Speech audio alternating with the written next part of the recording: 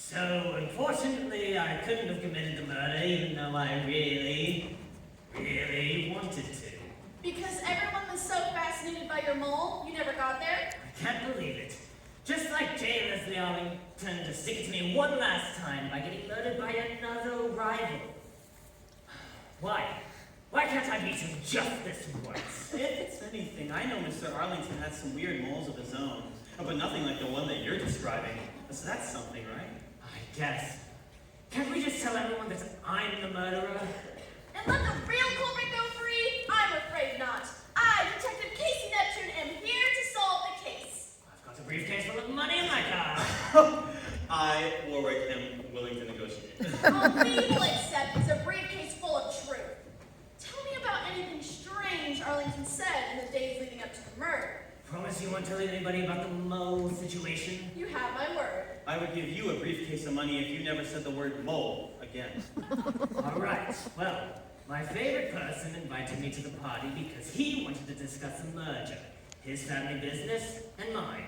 And by family, you mean? Crime family. And by business, you mean? Crimes. Okay, gotcha. At first, I thought he was taunting me because, you know, rivals. But he wouldn't let me hang up the phone until I agreed to attend the party tonight to talk it over. And you didn't think it was a trap? No, I was hoping it was a trap. That way I'd have a reason to duel him.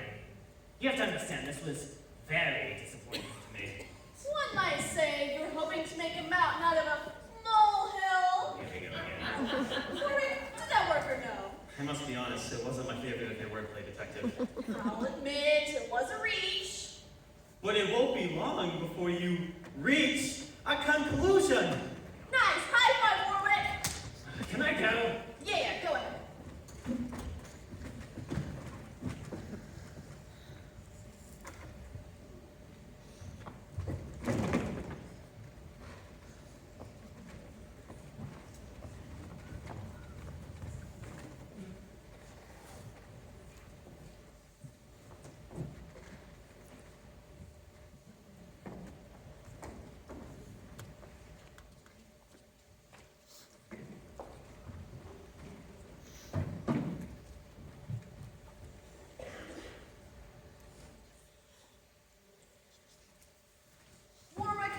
Enough. I've gathered all the evidence and heard every alibi. Please bring all the suspects to me. This is so exciting. Who could it be? Detective, they're wondering why you don't just go out there and tell them who the murderer is. Amateurs. Warwick, go out there and sing, would you? My pleasure.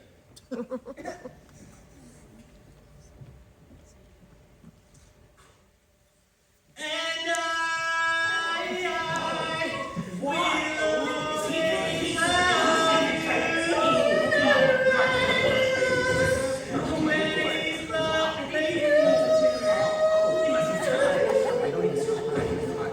Thank you for joining me, everyone. Can we get a round of applause for Warwick, please?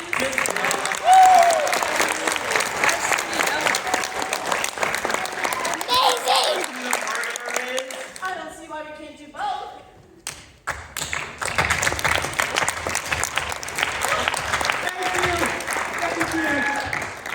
That's all for the fans. Now to business. Each one of you arrived this evening for J. Leslie Arlington's birthday party, where you were informed that your host had been murdered. And each one of you refused to provide an alibi about your whereabouts before the party, until I, Detective Casey Neptune, unraveled these little lies, because each of your alibis was itself a crime. Hey, I thought we weren't going to talk about that. Oh, right, yes. So as it turns out, all of you are criminals in your own way. Come on, you said you'd keep that quiet in exchange for information. Right, but I have to go over everything everyone said in a monologue. It's how I solve my cases. It's an important part of my process. Just get on with it. I want to go home. I'll tell you on your alibi if you don't tell me on mine. I'm not so sure about this. Come on, let's get out of here. Sorry, you really didn't think this through, huh? How about this? Everyone raise their hands if you swear the next 10 minutes to secrecy. Great. Let's get cracking so we can all get out of here before long. So here's what we've got. Clyde Bartlett, the elusive groundskeeper, earlier today attempted to literally steal candy from an actual baby. Okay, but the minor in question was extremely tricky. And he didn't want his lack of success to hurt his reputation as a professional thief. Doesn't he think of another alias? Davina, sister of Mr. Arlington, spent her day breaking and entering with the intent to steal her brother's symbolic sled. I have a very compelling emotional motivation. But she didn't fancy the unflattering lighting of the justice system for her or her daughter, Patricia. It's pronounced Patricia. Quinn, Mr. Arlington's niece, an accessory to the death of an unfortunate hamster. It was the slaughter, I think he said. Thank you. And she feared judgment from other parents. You haven't seen how passive aggressive those people can be. Titus, Mr. Arlington's great-grandnephew. And a rising star young detective. A young detective with exquisite taste in heroes, wanted to hide his purchase of the school paper from a paper mill. I know what I do is wrong now, and I can never do it again. Please don't tell my parents. Sparky Randall, Mr. Arlington's lawyer. What are you talking about? I've never seen her before in my life. We already have all of your evidence. Okay, keep going. Sparky tried to take out a pair of environmental activists, only for his Achilles heel to turn against him, lactose. Thinking of suing all counts in general. Frank, head chef at the Arlington mansion, tried to settle his score by selling stolen diamonds. Do you know how many diamonds this man has? He just sprinkles them on his popcorn. But his fish smuggling scheme turned against him when he fell for it hook, line, and sinker. On the bright side, we got an excellent haddock for dinner today. Professor Vivian Strict, one of Mr. Arlington's most harsh public critics, kidnapped her neighbor in order to conceal her passion for Arlington's trashy reality TV show. It was supposed to be an incredible season finale. And if any of you spoil it for me, I swear. I wasn't going to. I'm not a monster. And finally, Edmund Ridinghorn III, Mr. Arlington's self-proclaimed nemesis and would-be murderer. I can still confess if we want to keep that option on the table. But Mr. Ridinghorn's plans derailed when an embarrassing mole that everyone was so obsessed with that he never arrived to commit the murder at all. I would have done it! For the record. So the only one that remains is me. But why? Oh, I don't know. It's gotta be me, right? You mean you don't remember committing the murder? No, but I mean, there's some ways around that. Could I have some, like, Dr. Jekyll, Mr. Hyde alter ego situation, maybe? You're just guessing now. Ooh, evil twin. Could I have an evil twin? Or wait, I got it! Warwick, do you have an evil twin? There must be one other explanation. I was never dead. J. Leslie Arlington! Happy birthday to me. But it's impossible! You told us he was dead when we arrived. I got a phone call! Get down here and jail Leslie Arlington's dead in his study! That was me. During an accent. You didn't go in there to check? You didn't even check a pulse or anything? Okay, guys, the first thing you need to understand is that dead bodies are gross! I'm really more of a Keenan says kind of detective, get everybody together in the drawing room kind of detective. Exactly the kind of detective I needed for my plan. For you see, now that I have each of your alibis, each of your darkest secrets, I think you'll find it wise to give me what I truly wanted for my birthday, all along. What's that? I got you a really nice sweater. You will join me in creating a new powerful crime syndicate known as the Arlington Crime Family. Or I'll reveal your alibis to the world. You know what? Never say never. It is important to keep an open mind. There's certainly a discussion to be had. Wait a minute. I said everyone raise their hands if they swear the next 10 minutes to secrecy. And I did not raise my hand. Okay, that's fair. Why? Why start a crime family? It's just No one in this family ever wants to spend time with me. We all literally just tried to come to your birthday party tonight. And you faked your own death. Well, what did you want to do? Play board games?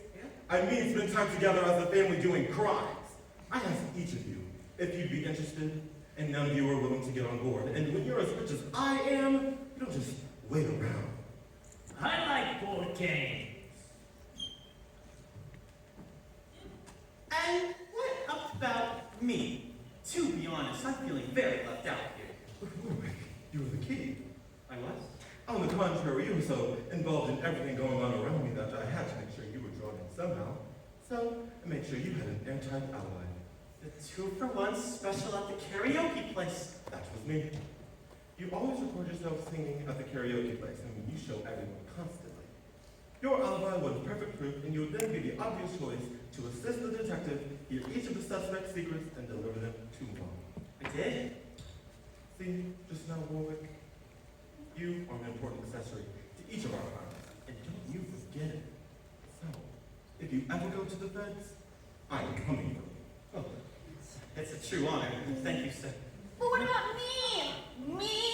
Detective Casey Neptune? Well, I think it's time my family and I had some bonding time. You can go out that way into the hedge maze, and I will give you a sporting head start. Warwick, fetch the bows and arrows, and Sparky, go with that. Wait, what? Oh, you are arrows again. You still have to compromise. As I can take this out, it's right.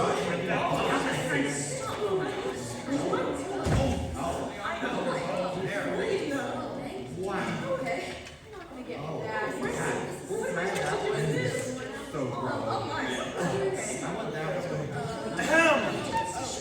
You may wish to start running, detective. He always wants to hunt the most dangerous game. Come on, everyone. This is family bonding time we'll treasure forever. You know, Or, to put it another way, if the detective makes it out of here, so do each of your secrets. One, Hold on a second.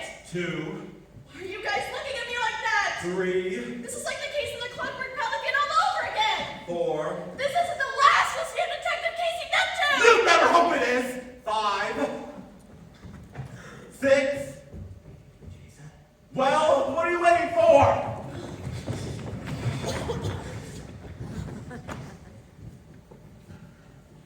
Happy birthday to me. Happy birthday